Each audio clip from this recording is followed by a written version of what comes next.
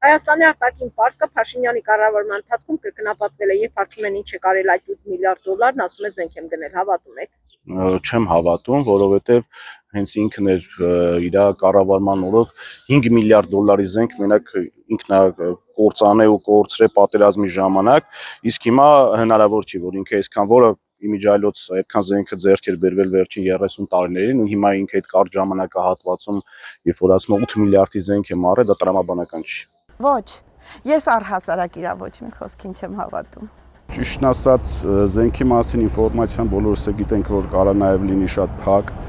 բայց չեմ կարծում, որ այդ մասշտաբների զենք կարող է գնված լինել։ Զենք ունեինք, ես մասնակից եմ այլ մասնայից շարժման, այրունս երկրորդ բացասական վիրավորներին այրուն եմ տվել։